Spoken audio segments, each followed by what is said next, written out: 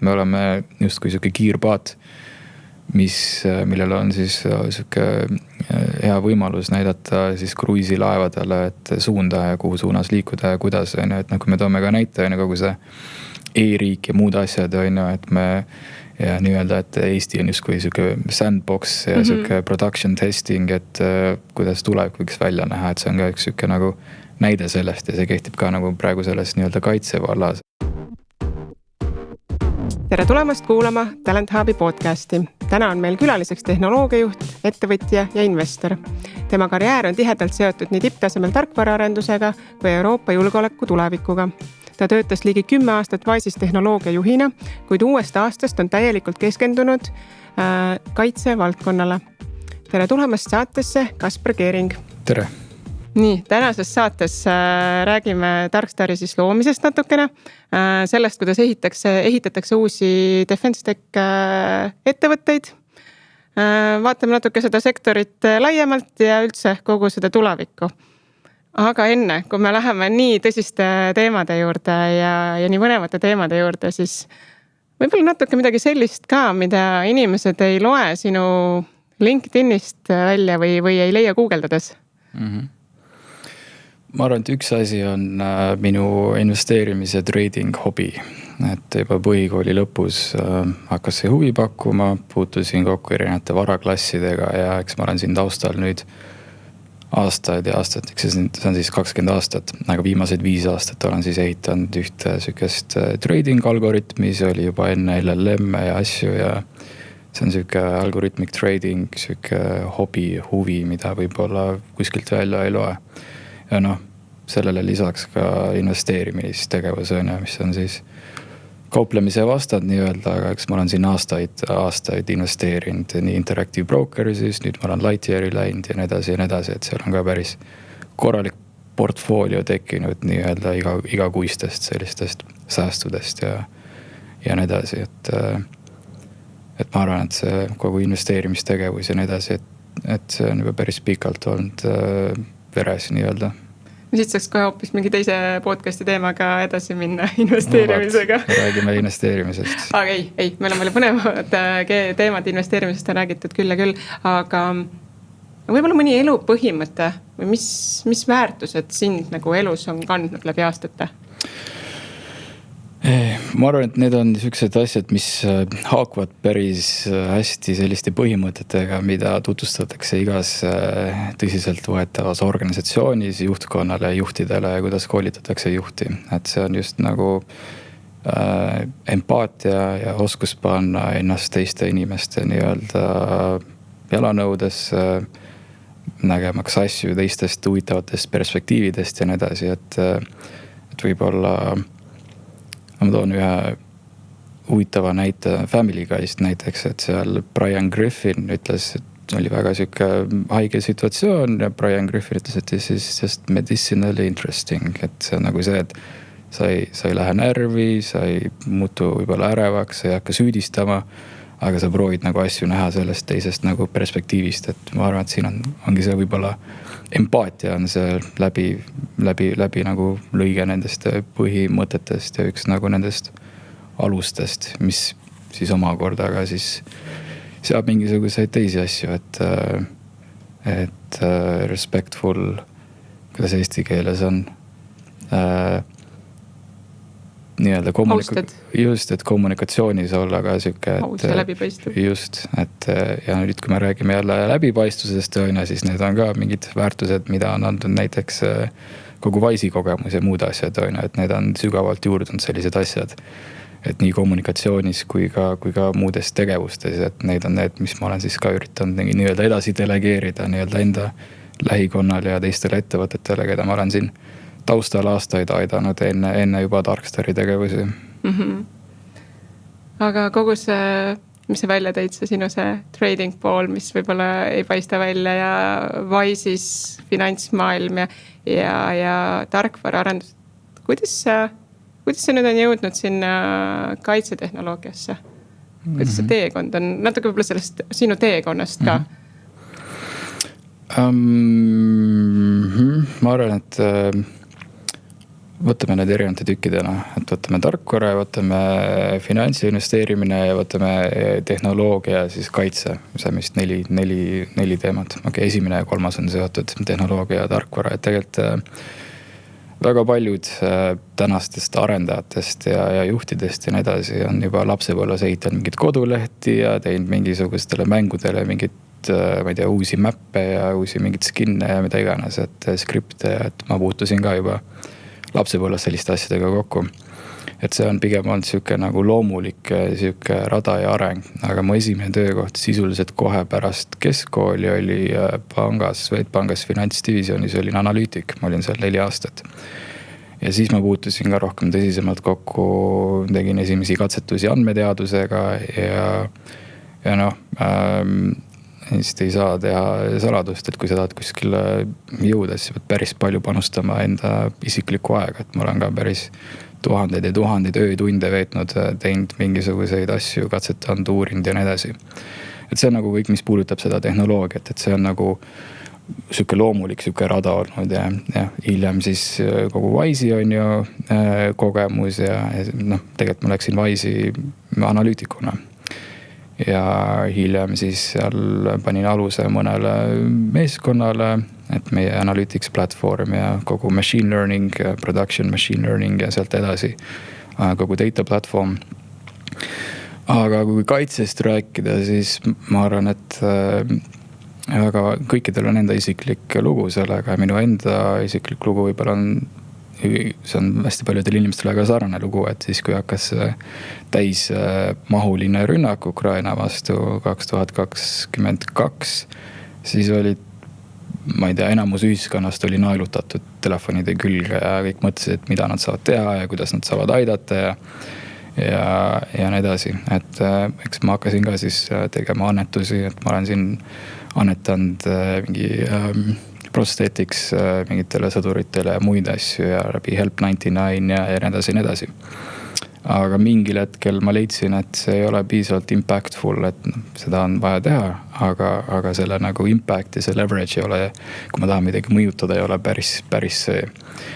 Ja üks asi vist teiseni, 2024 hakkas Ragnarose asja Eestis nii-öelda koondama, konsolideerima sükest Defense Tech kommuuni.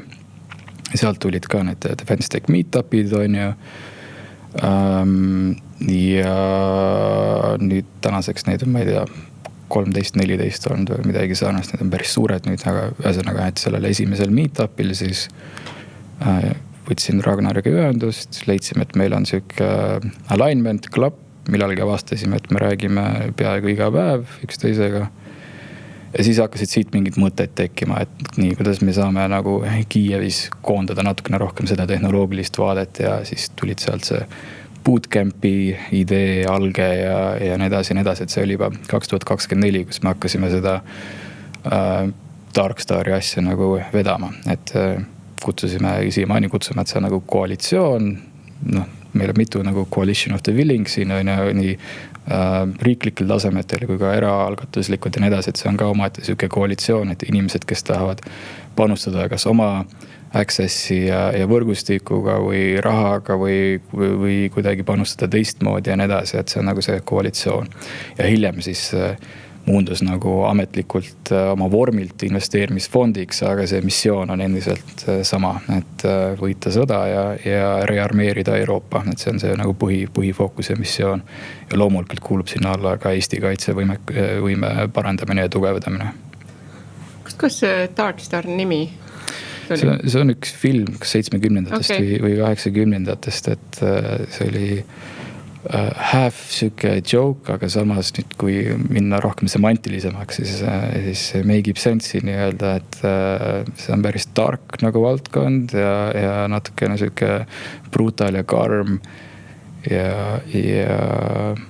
that's about it. Okei.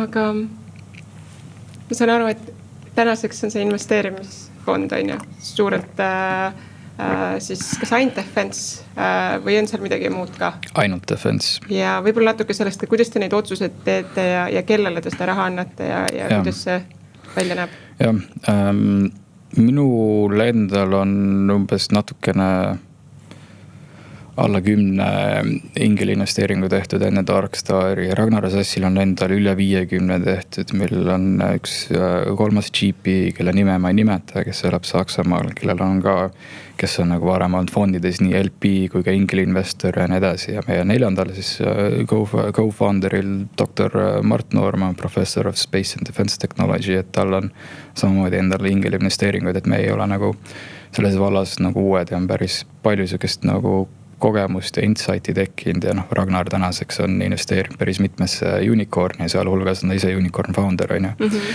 Ja nende otsuste tegemisel, meil on enda siuke struktuur, meil on enda siuke investeerimistees ja enda siuke investeerimispoliitika. Et mida me siis aeg-ajalt uuendame, et meil on enda sellised strateegiapäevad, et me siis vaatame, et mis on need tuleviku mingisugused militaarvõime, mingisugused vajadused ja nii edasi.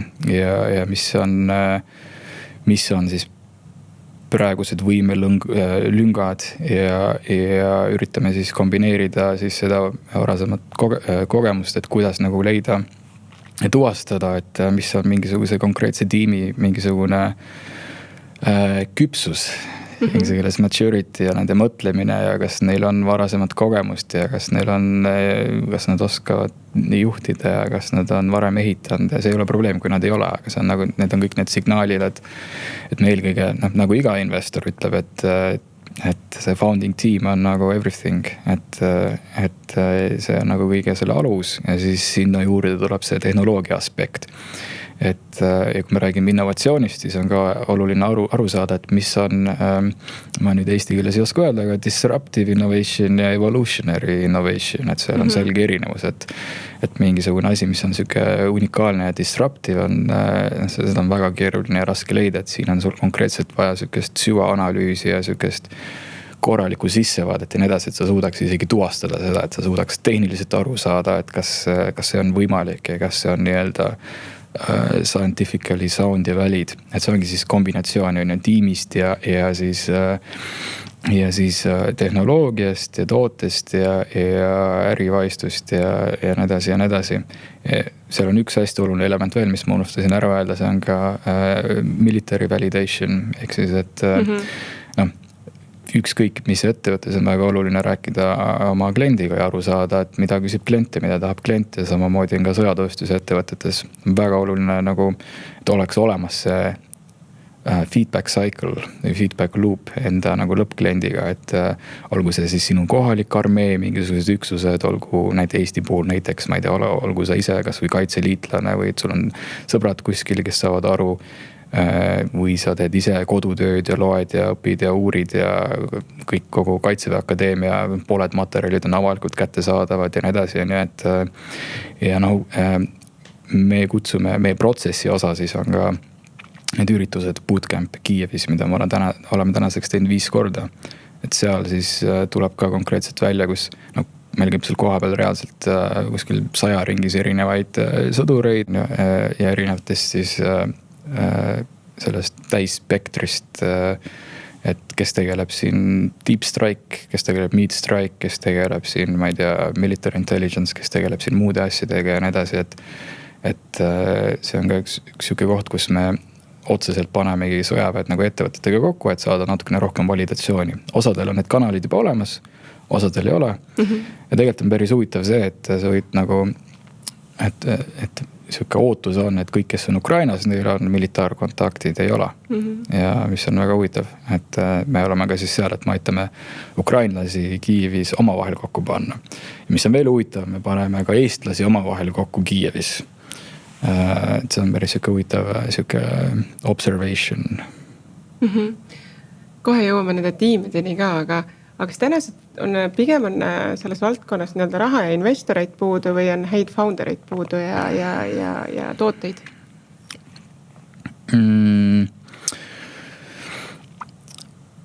Kui vaadata mingisuguseid viimaseid trende ja mingisuguseid arenguid ja uudised, siis tundub nagu, et siia valdkonna tuleb hästi palju raha. Ja see on pool tõde sellest, et tuleb uusi fonde ja kui me vaatame siin erinevaid nii-öelda Euroopa üleselt, mitte ainult Eesti kaitse nii-öelda kulutusi riiklikul poolel, lisaks fondidele, kuhu on nagu praeguseks liikunud päris palju raha, siis need on selges nagu tõusujoones, kus tänaseks oleme juba kulutanud Euroopas viimase siis 2,5 kuuga umbes rohkem kui, ma ei tea, paar aastat tagasi terve aasta peale kokku. Mul on see graafikanalüüs ilusasti olemas. Et need trendid on siuksed, et peale vaadates tundub nagu, et raha puudust ei ole. Aga sisuliselt jõuab sellest ikkagi väga vähe Ukrainasse nendele ettevõtetele ja ka Euroopas nendele ettevõtetele, kes tegelevad siis päris militaartehnoloogitega. Et no ma toon ühe näite. Meil on näiteks siuke asutus Euroopas NATOs nagu NATO innovatsioonifond, NATO Innovation Fund. No, nüüd neil midagi praeguseks on tõenäoliselt muutunud, aga sisuliselt ei tohi see fond investeerida relvasüsteemidesse, mis on natukene siuke nali. Ma on 1 miljard eurot on ja assets under management relvasüsteemidesse ei tohi investeerida. Samamoodi on need hästi palju teisi fonde, kes on nagu tekkinud siia, et neil on ka see siuke limitatsioon, et nad võivad ainult nii-öelda dual use tehnoloogitesse investeerida, et millel on selgelt mingisugune tsiviilkomponent ja nii edasi. Ehk siis relvasüsteemidesse konkreetselt ei saa. Ja ehk siis tegelikult ei ole piisavalt investoreid, ja piisavalt raha, mis jõuaks nii-öelda relvasüsteemidesse. Praegu ongi see hetk, kus peaks nagu riigi peaksid tulema kokku siin, et siia investeerida. No nagu ma olen aru saanud, siis Darkstar on just vastupidi, et just see dual pool pigem on isegi nagu, ta võib seal olla, aga see ei ole kindlasti esmane. Aga kui nüüd teie kontekstis, kas teil on piisavalt raha, et aidata ettevõtteid, on ettevõtteid pigem puudu või pigem oleks vaja lisa? See on hea küsimus, et kui sa küsid ükskõik kellelt, siis kunagi ei ole kellegi raha piisavalt. Aga kui vaadata seda fondi mudelit ja kuidas me opereerime, siis ma ütleks, et me oleme nagu on track selles mõttes ja praeguseks me oleme allokeerinud umbes 1/3 fondist, et ja me siin tõenäoliselt paari aastaga saab kogu see fond 1 saab nii-öelda allokeeritud, tõenäoliselt millegi tuleb ka fond 2. Praegu me väga palju selle pärast ei poe ja meie siis see strateegia on ka rohkem nii-öelda varajasemas staadiumis nagu ettevõtetesse investeerida, et siin on hästi palju nagu Ukrainas on umbes 10 jagu, tegelikult on rohkem, aga need, kes on nagu pildis, kes investeerivad, neil on kuskil 10 jagu. Ma olen ka vaadanud statistikat ja ka enamikel on siuksed väiksemad tiketid. Relatiivselt mõttes siis, et 100 000 kuni 300 000 ja nii edasi. Meie miinimum on seal 500–600 000 ja siin kuskil kuni 1,5 miljoni. See on ka natukene siuke flexible, et see peab nagu meil ilusasti fondi mudeliga sobituma ja meie strateegiaga ja nii edasi, et see on just fondi ühe puhul. Ja kui me räägime nagu absoluutarvudest, siis me oleme siis top investor praegu, kes militaari investeerib välisinvestoritest Ukrainas.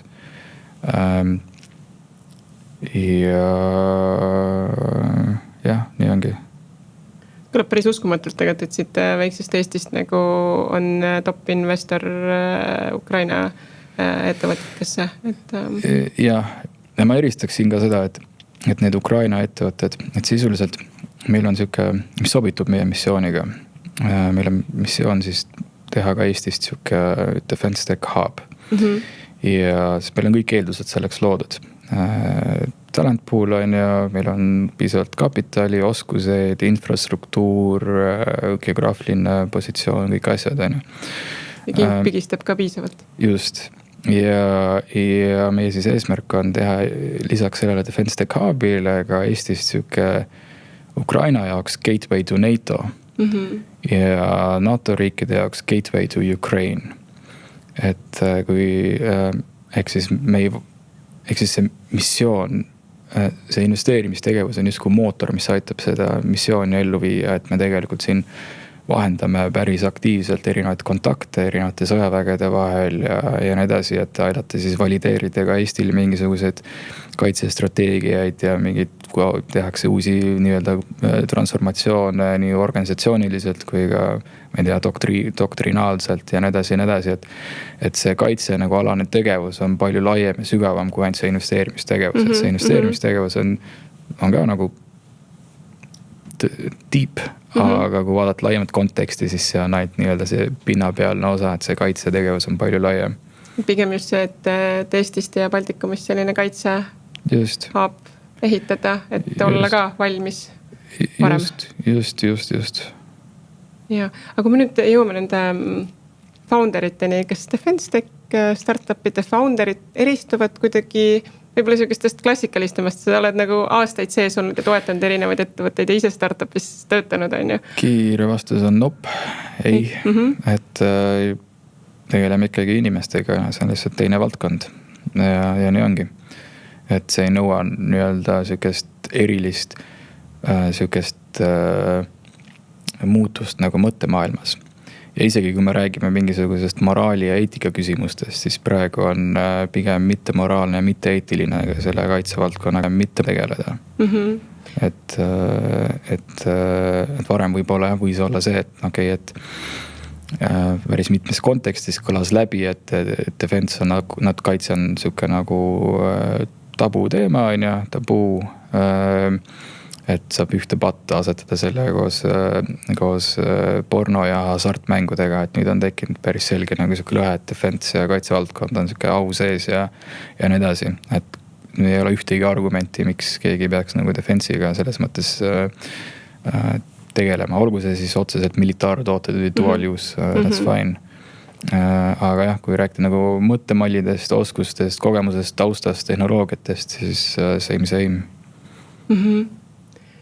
Ja ma just mõtlengi, et kui sa ütled, et same, et aga kas ta on nagu 5 aastat tagasi, 4 aastat tagasi ütlesid, et läks sinna Pornhubiga nagu samasse klassi ja kas ta täna on nagu atraktiivne, kui kõik see AI maailm on ja kõik tundub, et seal nagu on see võidujooks, et kas ta on atraktiivne founderitele? Ma ütleks küll, et siin on osad founderid, kes on nagu tõsiselt sees, aga me oleme ka kohanud siin oportuniste, et nii mitte ainult founderite osas, aga ka investorite osas ja nii edasi. Ja see lihtsalt käib kaasas, kui on sellised nii-öelda tajutavad natukene sellised mullid ja kui praegu nagu vaadata ja ennustada, siis ütleme, et lähi 10 aasta jooksul seda laeva enam tagasi ei pööra, mis defense'is toimub. Ühte asja ma tegelikult täpsustaks, üks suur erinevus on, et defense valdkond on ikkagi enamus nii-öelda sul seda müüki on business to government sales on ju, või otse nagu sinu klient on nii-öelda militaar ja natukene on ka business to business on ju, et ütleme, et kui mingisugune komponendi tootja müüb enda asju kuskile suuremale süsteemi integraatorile ja nii edasi, et aga juba see aspekt on juba piisavalt keeruline ja piisavalt nagu väga nii-öelda rangelt reguleeritud. Et see barrier of entry on väga kõrgel, et nullist nii-öelda ilma kogemuseta kuidagi alustada, et sul võiksid mingi kogemus võiks taustal ikkagi olla, et sa oled varem nagu midagi teinud, sest muidu sul on lihtsalt muidu sul on liiga palju asju, mida sa ei ole kunagi teinud. Aga samas mul nagu tundub, et teistpidi, et once you make it, et kui sa oled juba selles sees, et kui sul on, ma ei tea, riik on tellija, et siis justkui on nagu pea vee peal või see pigem on... See võib ka ajutine olla. Et sest kui me vaatame praegu näiteks, mis Ukrainas on toimunud ja need tsüklid on ja kui kiiresti mingisugune tehnoloogia areneb ja mingisugused võimed ja vastuvõimed ja nii edasi, et aasta aega tagasi me rääkisime, et see on kuude küsimus. Nüüd on osad tsüklid on juba nädalate küsimus, et ja see on omakorda ka siis natukene selliseks takistuseks, et mõned riigid siin nüüd on natukene rohkem resistentsemad, et et me ei tea, mis 6 aasta pärast tuleb, me ei julge seda asja osta näiteks. See on ka natukene rollus on ja siin tuleb tegelikult sügavale minna, see päris nii lihtne ei ole. Aga ütleme, et said ja riigilt tellimuse, so what, järgmine aasta ei ole see enam relevantne või sai mingisugune võimelünk täidetud või sõitis mingi suurem süsteemi integraator ette enda palju võimsama nii-öelda siukse võimearendusmeeskonnaga ja kapitali ja asjadega, et see ei ole enam relevantne või siis sa ei käinud kordagi Ukrainas ja ei saanud aru oma lõppkliendist ja või su toode lihtsalt põrus nii-öelda eesliinil ja sa nii-öelda see bränd ja reputation damage oli nii hull, et sa ei saa enam lihtsalt uusi lepinguid, et see on, selles mõttes on ka see nagu raske valdkond, et sul on käputäis kliente, et sul ei ole see, et okei, fuck it, nagu võtan järgmise või lähen järgmisel turule üldse või midagi. Just, täpselt. Ja noh, siin on ka see element, et sa ei lähe nii-öelda neid mittesõbralikke ja neid halliala riike on nii palju, et see riikide arv on ka nagu piiratud, et siis üldiselt kellega saab üldse nii-öelda kontaktis olla ja müüki teha ja nii edasi, et see ei lähe lambist kuskile, ma ei tea. Hiinasse või? Jah, või siis Aafrikasse või Lähis-Ida on ka natukene, see on ka keeruline küsimus, on ju. Mida võib-olla siin ei lahkaks, aga jah. Jaa, aga nüüd minnes tagasi siin, et founderite jaoks ei ole tegelikult väga erinevad, mis valdkonnas. See on järjest nii-öelda atraktiivsemaks muutunud see valdkond, et just kui nagu sealpool aga üleüldse nagu inimesi, et kas see nagu töötajaid, et kui neid praegu on nagu viimaste aastate jooksul tohutu kasv olnud, et kas sa näed näiteks kas või Wise'iga võrreldes, et kuidas on, kas on keerulisem või kergem värvata? Värbamine on alati igas kontekstis keeruline. Sest siin sa pead tegelema selle Maslowi püramiidiga, et kes kus oma Maslowi püramiidis asub ja millises, kui sügavas mugavustsoonis nad on. Et see on täiesti inimlikud küsimused, mõistetavad küsimused, sa ei saa kellelegi pahaks panna, et tal on, ma ei tea, mis iganes kohustused ja muud asjad, et ei saa praegu sellelt kõrgelt tasustatud töökohalt näiteks ära liikuda, et see on ka siuke kahe otsaga asi.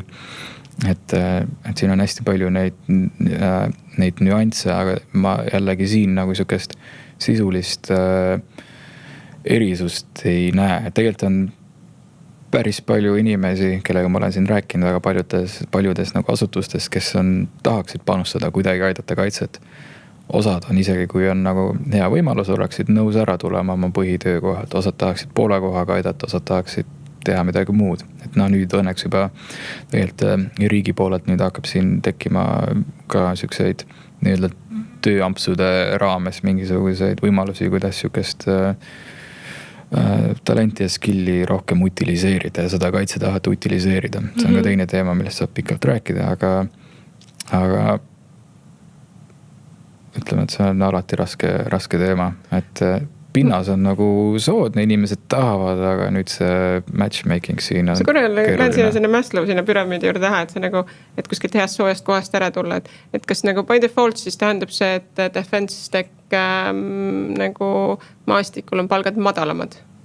Mitte tingimata. See võrdlus oli pigem kohane just, kui me räägime startupidest üldiselt.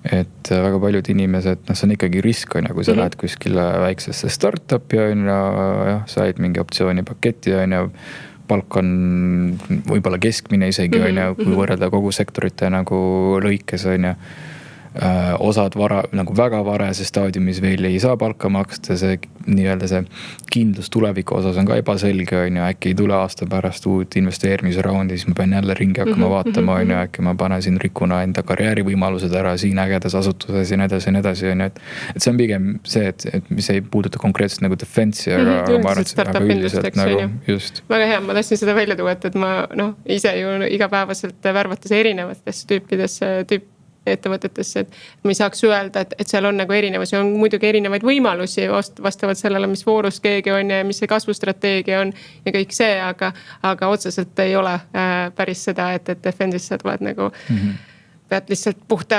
isamaa armust ja nagu tööle hakkama, et jah.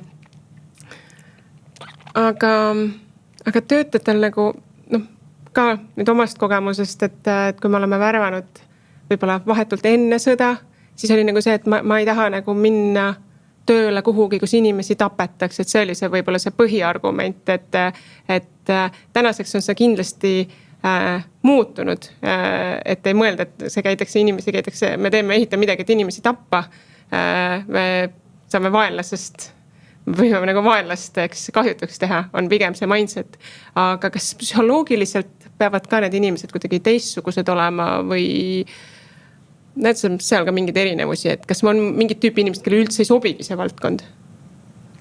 Kindlasti, meil on ju terve spekter erinevaid inimesi, et igas vallas, et aga psühholoogiliselt jälle oleneb, mis tüüpi selles kaitsetööstuse ettevõttes sa oled, on ju, ja mis tüüpi tööd sa teed, on ju.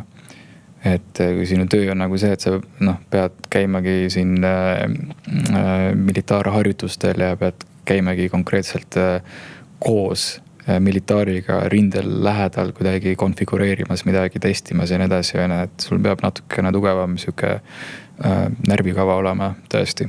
Aga siis on mingid rollid, kus võib-olla istud kuskil kontoris ja ma ei tea, toimetad seal mingi back office toolinguga midagi, et aga samas sa tead, et sa teed mingisuguse missiooni nagu nimel seda või nagu kaitse eesmärgile, aga samas sa ei puutu kokku otseselt ohuga, et siin ongi see, oleneb ka sellest rollist, oleneb ettevõttest, kes kui tiibilt kuskil teemas sees on, et see on iga arendaja, iga inžineeri see tüüp lause, et it depends.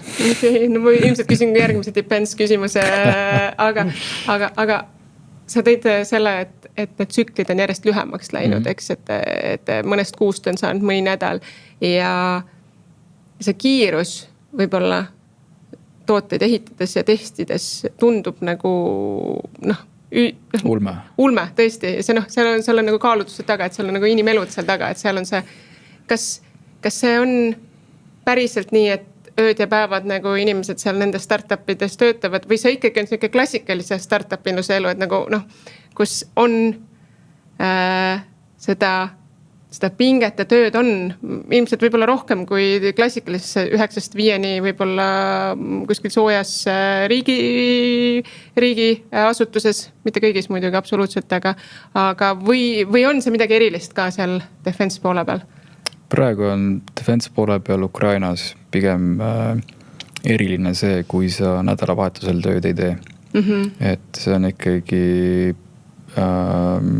päris karmid tunnid, sealhulgas nädalavahetused, of course, mõnikord võetakse nagu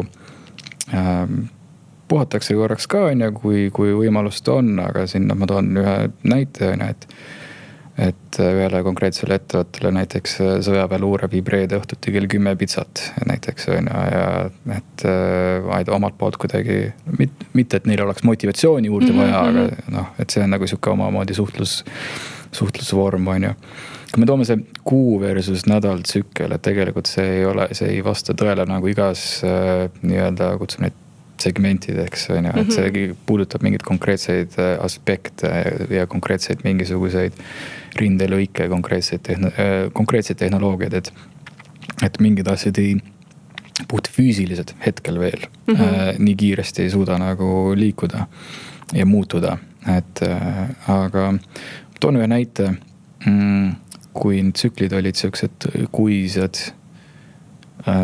ja mis impact sellel oli. Et see oli Ukrainas, siis see oli just siis, kui oli Kurski vallutamine, oli üks IW elektroonilised ründevahendid, üks ettevõte, kes siin oli väga aktiivselt, üks Ukraina ettevõte, tootnud erinevaid jammereid, asju ja nii edasi. Oli siis riigihange, Ukraina riigihange, kus hanke siis kord ja protseduur oli selline, et konkreetselt kõik spetsifikatsioonid on nagu selgelt nagu paika pandud, see asi peab sellele asjale vastama või siis ei vasta hanke tingimustele. Ja hankest kuni selle nii-öelda kättesaamiseni oli umbes 6 kuud, siis just oli see rünnak ka. Ja see ettevõte juba teadis, et need asjad ei ole enam relevantsed, need on juba mitu kuud tagasi, on juba nagu areng on toimunud. ja nad olid ka siis lõksus, on ju, et nad esiteks peavad tingimustele vastama või nad ei saa nagu tasutud oma raha ja neil ei ole võimalik nagu edasi toetada oma R&D-d ja tootearendust ja nii edasi. Ja mis nad siis olid kohustatud tegema. Nad saatsid need mittetöötavad asjad rindele. Neil oli juba ette tehtud siuke kiire retrofit, siuke programm korraks rindele, et hange täidetud, asjad kiiresti tagasi, retrofit, fix ja uuesti rindele. Ja selle siis kuluks olid inimelud. Et see on siis, kui on hankekorraldused ja aeglane hange ja mingid tingimused ja nii edasi. Ei ole küsimus mingites, ma ei tea, aeglasem tootearendus ja aeglasem mis iganes liikumine, et kus on küsimuseks konkreetselt inimelud. Ja see puudutab ka Eesti hankesüsteemi, kus hankekorraldus ja mingid, ühtegi riik teeb väga head tööd ja ühtegi ametkonda ei süüdista ja see on ka siuke transition. Aga kui me piisavalt kiiresti ei liigu ja väga tõsiselt ei võta seda nagu transformatsiooni protsessi, siis selle hinnaks on inimelud ja meie elud. Et justkui nagu sellest demokraatiast on nagu, mis peaks toetama iga inimelu nagu on pigem kohati selles kontekstis takistus saanud, jah? Ei saanud sellest mõttest praegu aru. Just selles mõttes, et see taust seal taga on, et mis need seadused ja need asjad on, et kõik oleks õige, kõik oleks läbipaistev, kõik oleks nagu iga inimese jaoks nagu ühtlaselt selge, et ei ole mingit ühte inimest, kes võtab vastuse nii, nüüd see ei toimi ja lähme teistpidi. Et see pigem nagu pidasin selle all silmas. Mis on fine ja me oleme demokraatlikus ühiskonnas, aga siin on väga selge nagu erisus on rahuaja reeglid ja sõjaaja reeglid. Ja väga selge erisus ka see, et millal on konkreetselt mingisugused reeglid välja töötatud, et see nagu nii-öelda ettenägemus, et ja nii edasi, et kedagi ei saa nagu süüdistada, et see oli nagu omas ajas tehtud tõenäoliselt õige otsus ja nii edasi, aga mis praeguseks ei ole enam relevantne, et see ja ehk siis see on nii-öelda ajale jalgu jäänud. Aga sa näed, et me oleme nii-öelda Eestis sellest õppinud ja teeme selles suunas me liigume väga kiiresti ja me suhtleme ka siin erinevate advokatuuri büroodega ja siin erinevate liitudega ja nii edasi, et see inimesed saavad aru ja keegi nii-öelda meelega midagi nii-öelda ei takerda ja ei pidurda, et siin erinevad asutused, riigiasutused ja eraasutused nii-öelda, et see koostöö on päris aktiivne ja ma ütleks, et minu üks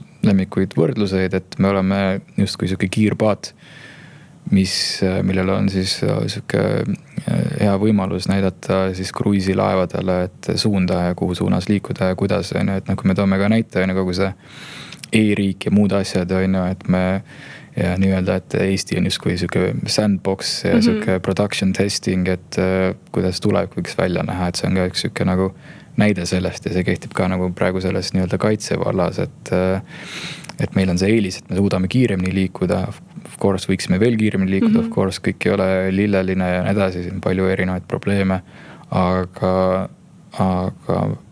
meie näeme, et need asjad liiguvad õiges suunas ja tempo aina kiireneb ja nii edasi. Et palju on probleeme, mida lahendada lõputult, aga suund on õige ja tahe on olemas. See on kõige olulisem.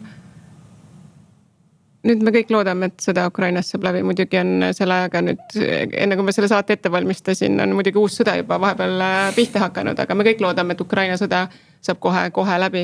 Mis kõikidest nendest defense tech ettevõtetest saab just need, kellel ei ole seda dual use'i nii väga selle poole töötatud? See on hea küsimus. Siin on ka päris mitu aspekti. Et ütleme, et kui tekib mingisugune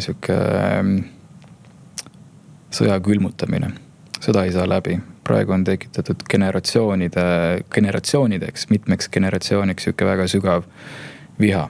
Kui sul on reaalselt nagu massiivselt, sisuliselt on tehtud genotsiid ja tapetud, mõrvatud, vägistatud inimesi ja sinu sõpru ja lähedasi ja nii edasi. Et see lõhe nüüd, mis on Ukraina ja Venemaa vahel, et see on nüüd juba dekaadide asi, mida lahendada, et seda enam ei lahenda.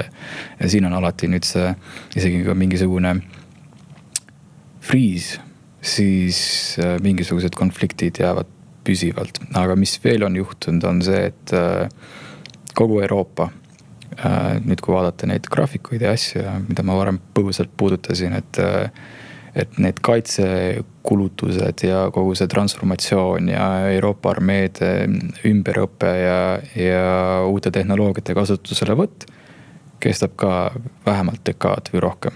Ehk siis me oleme tegelikult Ukrainast, mis puudutab sõjatehnoloogiad, doktriine ja asju ja nii edasi, oleme aastaid ja aastaid maas. Et siin umbes sama paralleel võib olla, et mis puudutab nii-öelda AI researchi, et kui AI siuke teadusareng ja tegevus jääks nagu päeva pealt seisma, siis et pelgalt, et teha nagu catch up, et ühiskond jõuaks järgi ja erinevad asutused jõuaks järgi ja nii edasi, et utiliseerida kogu see stuff, mis vahepeal juhtunud on, võtaks ka aastaid. Sama näide on ka nagu defense vallas, et ja see nagu üks teine aspekt on ja kolmas aspekt on see, et kõik need sõjalised ohud, kuidas eesti keeles on spillover, voolavad nüüd ilusasti tsiviilvaldkonda. Et tegelikult me oleme sisuliselt Venemaaga sõjas. Kui me vaatame erinevaid sabotaažiakte ja kõik mingisugused shadow fleet ohud ja riskid ja mingid critical infra, mingisugused intsidendid ja asjad ja neid intsidente, nende arvukus on tõusnud ja nende nii-öelda siuke seriousness või severity level nii-öelda on tõusnud ja nii edasi, lennujaamade häired ja muud asjad, et see on nagu väga siuke orkestreeritud, siuke hübriid, siuke asümmeetriline siuke asi, et me sisuliselt oleme nagu konnad potis, kes veel ei ole aru saanud, et me oleme sõjas. Ja ma arvan, et isegi kui toimuks mingi suurem pauk, siis me ikka ei saa aru, et me oleme sõjas. Et see on siuke asi, et me sisuliselt oleme sõjas. Ja ma räägiks veel sellest tsiviilaspektis spilloverist. Et praegu treenivad ka Ukrainas õigel poolel erinevate kartellide sõdalased. Õpivad uusi tehnoloogiaid ja tehnikaid ja nii edasi. Ja globaalses võitluses nad on valel poolel. See on ka siuke hästi kompleks, et siin osade Ukraina komandöridega rääkides on samamoodi, et sorry, my English is not so good, et nad räägivad nagu paremat hispaania keelt, sest neil on kartellitegelased. Ja kindlasti te olete näinud ka uudiseid, kuidas on võetud juba helikoptereid, kas oli Mehhikos vist FPV droonidega alla ja muid asju, et see asi on korralikult tsiviili ja terrorismi imbunud. Terrorismist veel rääkides, et see Süüria võimu vahetus, ma ei mäleta, millal see oli, time flies, kus Süüria president pidi Moskvasse pagema ja nii edasi, oli ka, sai ainult võimalikuks tänu erinevatele siis uutele kaitsetehnoloogiatele, droonidele, koha peal prinditi mingid tükke, mingisugused kuskilt importiti mingid kriitilisi tükke, mida võib-olla printida ei olnud võimalik. Tehti siuke arsenal erinevatest moodsast tehnoloogiast ja lihtsalt sõideti üle, sest see capability ja see võimekuse vahe ja erisus oli lihtsalt massiivne. Ja see on sisuliselt see oht, mis on see, kuidas see sõda ei ole läbi ja see ainult intensiivistub. Ja kui minna veel võtta pikem perspektiiv ja minna natukene filosoofilisemaks, siis sõda ei saa kunagi läbi. Sõda on olnud 100 000 aastaid ja sõda jääb siia 100 000 aastateks. Isegi kui me siin oleme multiplanetary, siis meil on multiplanetary warfare. Ja praegu lihtsalt on see, et see on nagu siuke energia, mis muudab oma vormi ja oma siukest olemust, et see sõda nagu olemus ka muutub ja kandub siin erinevatest domeenidesse on ja et nii füüsilisest domeenist kuskile küberdomeeni ja vastupidi ja psühholoogilisse ja kognitiivsesse domeeni ja õhust, merest ja sellest me isegi ei ole vaja rääkida, see on nagu siililegi selge. Et sisuliselt, kui sõda nii-öelda see aktiivne faas Ukrainas külmub, siis that changes nothing. Sest meil on vaja nüüd ette valmistuda ja rearmeerida Euroopa. no väga positiivsete nootidega me siin seda saadet lõpetada ei saa, aga no, nüüd inimesed, no, paljud kuulasid, eks on ju, sina isiklikult võib-olla inspireerisid, et sa tuled Wise'ist, paned oma 7 asja seal kokku ja keskendud nagu defensiile ja kaitse, noh, nii-öelda kaitsele siis Eesti kaitsele, Euroopa kaitsele, eks. Ja noh, nüüd saavad sellest innustust, okei, Darkstari nad leiavad üles, aga kui me räägime võib-olla tööle minemisest, et tahaks võib-olla siis ise minna tööle, panustada oma oskuseid hoopis seal suunas, et paljudel nendel defense tech startupidel, neil ei ole isegi kodulehti, et nad on nagu justkui nagu niivõrd salajased ja arusaadaval põhjusel salajased, nad ei saa ju kõike ülesse panna, kõike teha, aga kus need inimesed omavahel kokku võiksid saada? Siin on erinevaid vorme. Üks võiks olla mingite töökuulutuste agregaatorid ja portaalid, mis juba on nagu tekkinud, et sinna tegelikult need koduleheta ettevõtted juba panevad kuulutusi, on ju. Et natukenegi pealiskaudselt nagu tutvustada ja nii edasi. Teine asi on Talent Hubi sugused organisatsioonid ka, on ju, et kellel on võib-olla laiem nagu sissevaade ja tekkinud endal andmebaas ja selline nägemus ja arusaamine, et kuidas nagu matchmake da neid, kes saab nagu vahendada seda. Kolmas on mingisugused sellised network eventid nagu meetupid ja asjad, on ju, ja nii edasi, et tegelikult neid kanaleid on, et see ja et see võib-olla, ja see kehti iga ettevõtte puhul, kõik ettevõtted ei ole stealth ja under the radar ja mis iganes. Meil on siin tekkimas üks, praegu võib-olla unicorni staatuses ei ole, üks Eesti-Ukraina ettevõtte, kes on stealth olnud, nime ma ei maini, aga tema on suutnud peaaegu unicorniks saada alles stealth, mis on päris karm. Ehk siis ma ei näe selles nagu suurt probleemi, kui on tahe.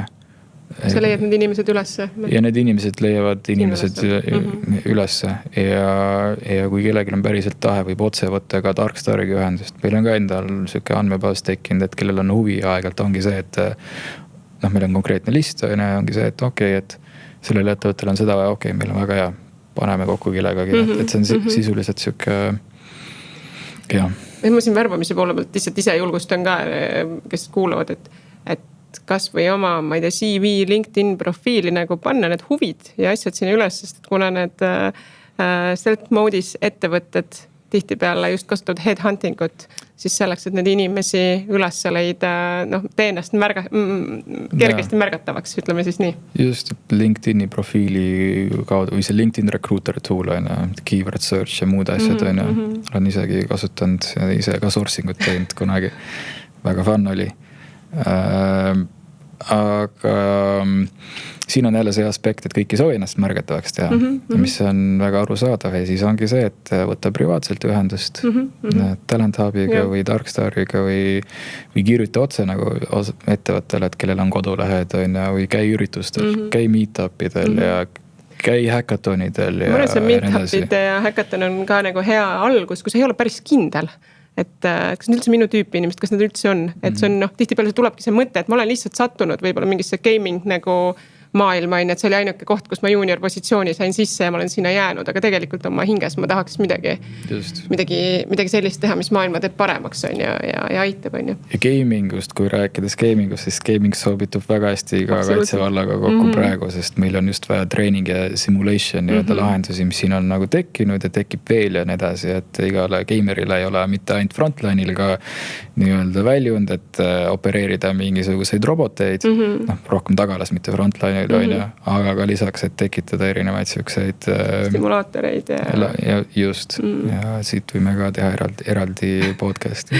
Kuule, aga olgu, natuke rõõmsamaks läks lõpp. Meil on Talent Hubi podcastil on alati selline traditsiooniline lõpuküsimuste voor ka, mis väga filosoofiliseks ja pikaks ei peaks minema, aga esimesed mõtted, mis sul pähe tulevad. Et kui sa ei teeks täna seda, mida sa teed, kui oleks seda näiteks. Mida sa teeksid siis? Ja kui ma ei läheks tagasi finantsi? No võib-olla sa võid tagasi finantsi ka minna. Aga mis oleks nagu suurema impactiga? Tõenäoliselt midagi kosmose vallas. Kuigi siin nüüd üle-eelmine nädal olin haige ja siis ma mõtlesin, et kui see sõjateema saab lahendatud, siis oleks vaja natukene tegeleda siin selle meditsiinivallaga, et see ei oleks enam nii rusuv. No, see muidugi tõmbasid kahjuks maha selle osa, et seda ei saa läbi, aga... See on perspektiivi küsimus. Aga kas sul on mõni karjääri nõuanne, mis on sul meelde jäänud, mida sa ise saanud oled kelleltki? Mis ma ise saanud olen... Võib-olla nõuanne, mida ma olen ise andnud. Nii. Hästi paljude erinevatele inimestele vahepeal saan pinnast leidnud ja vahepeal ei ole, see on kõik on fine. On see, et kui sa tahad kuskile päriselt jõuda oma karjääris, siis 9-5 ei piisa. See on kõige veidram tööintervjuu küsimus, mida sa oled ise küsinud või sinult on küsitud?